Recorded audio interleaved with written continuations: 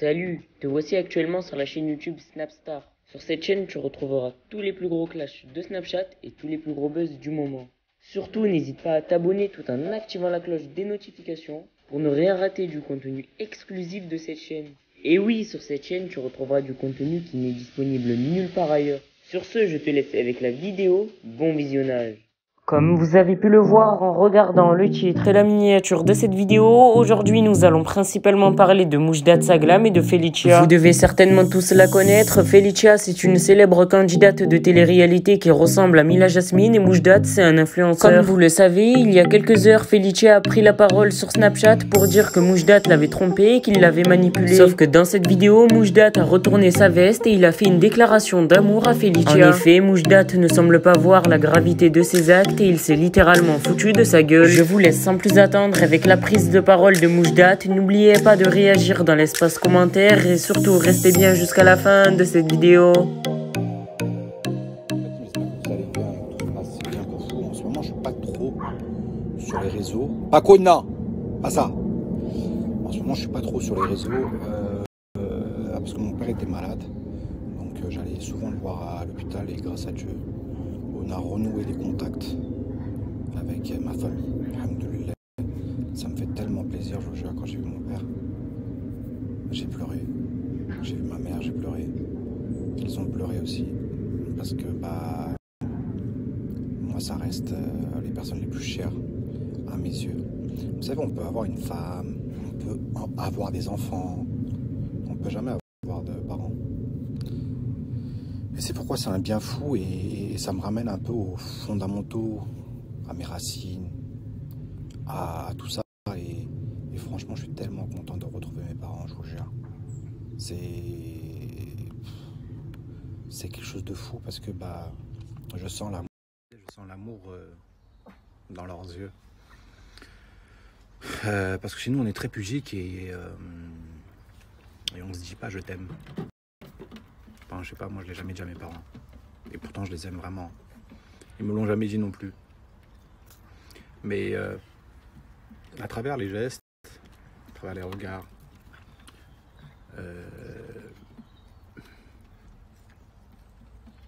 tu le sens, tu le ressens et ça m'avait tellement manqué en fait de voir ma mère et mon père poser ce regard sur moi avec beaucoup d'attention, beaucoup d'amour. Et moi, il m'avait tellement manqué parce que c'est quand même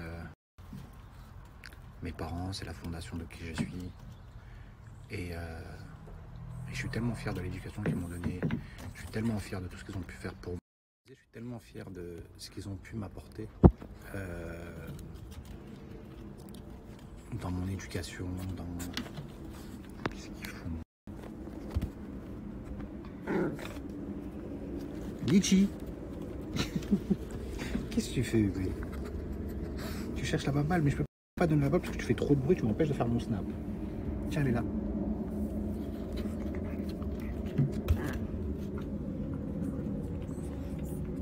C'est bon? Non, pas de bagarre, pas de bagarre, pas de bagarre. Pas cool. Je suis tellement fier de tout ce qu'ils ont pu m'apporter, que ce soit dans mon éducation, dans mes valeurs, dans mes principes, qu'ils ont essayé de me transmettre. Après, forcément, il y a un clivage entre eux et moi parce que on n'est pas de la même génération, parce que eux ils ont une éducation, moi j'en ai eu une autre et voilà. Mais ça n'empêche pas qu'on s'aime, ça n'empêche pas que j'aime mes parents et qu'ils m'aiment aussi. Même si on se dit jamais je t'aime, on se le fait ressentir. Et vous savez, moi j'avais jamais embrassé mon père, je n'avais jamais fait de bisous. Et l'autre jour, quand il était malade, je suis resté auprès de lui. Je suis un peu ému. Je lui ai fait un bisou sur le front. Et j'ai pris sa main et ça m'a fait un bien fou. Ça m'a fait un bien fou parce que, en fait, c'est la seule chose qui prime aujourd'hui dans cette vie, c'est l'amour et le respect qu'on peut avoir envers ses parents. C'est ce que je vous disais, je n'avais jamais fait de bisous. Et, je sais pas, le fait de tenir sa main dans ma main, de me retrouver encore dans cette position de petit enfant auprès de mon père, ça fait un bien fou, je vous jure. Aimez vos parents et faites-vous pardonner. Moi, je vais passer le restant de mes jours à essayer de me faire pardonner auprès de mes parents d'avoir été absent. Et je leur donnerai tout l'amour que j'ai parce que c'est tout ce qu'ils méritent en fait. Regardez, Félicie, elle leur a acheté un pull, un Fulici. Pour Paco. Regardez comment il est tranquille. Le côté positif d'avoir sa salle de sport, c'est que tu peux t'entraîner à toute heure.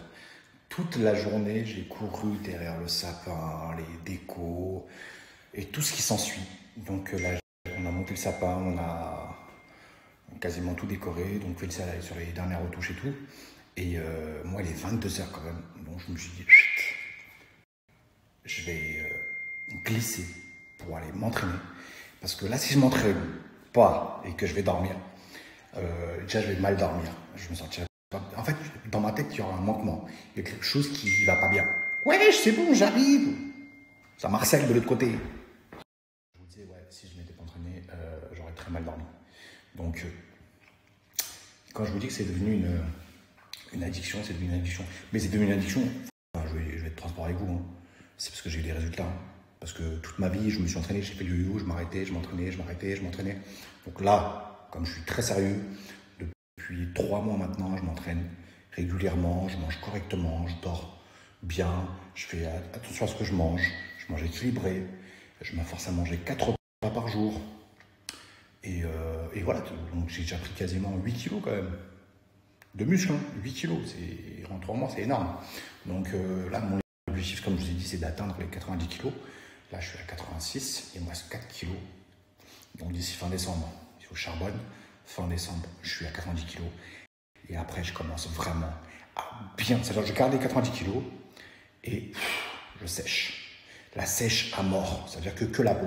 Tu vois, que la peau sur le. Bref. Je suis un compétiteur. Donc, et quand je veux un truc, je vais aller le chercher. Donc là, je mets 90 kilos. Sec, musclé, bien chargé. Il faut que je travaille un peu plus mes jambes. Parce que je les néglige un peu trop. Parce que comme j'étais un footeux et bah, j'ai déjà vraiment. C'est mon point fort, c'est les jambes. Grâce à Dieu, j'ai une patate d'enfer dans les jambes. Faut juste que je prenne un peu plus de volume, donc on va aussi travailler les jambes. On va aussi travailler les jambes. Et voilà, faut que je continue. Après, moi, je ne veux pas devenir un peu le Michelin. Attention, je ne veux pas faire le mec trop gonflé et tout. Non. Juste, quand je mets l'oversize, tu dis, lui, il pèse pas. Quand je décapote, tu dis, damn.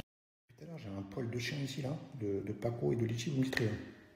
Ah, voilà. Il faut dire quand même, le genre. Bref. J'ai un poil de chien ici, là, de Paco et de Litchi, vous me dites rien. Ah, voilà. Il faut dire quand même, le genre. Bref. J'ai un poil de chien ici, là, de Paco et de Litchi, vous me dites rien. Ah, voilà. Il faut dire quand même, le genre. Bref. J'ai un poil de chien ici, là, de Paco et de Litchi, vous me dites rien. Ah, voilà. Il faut dire quand même, le genre. Bref. J'ai un poil de chien ici, là, de Paco et de Litchi, vous me dites rien. Ah, voilà. Il faut dire quand même, le genre. Bref. J'ai un poil de chien ici, là, de Paco et de Litchi, vous me dites rien. Ah, voilà. Il faut dire quand même, le genre. Bref.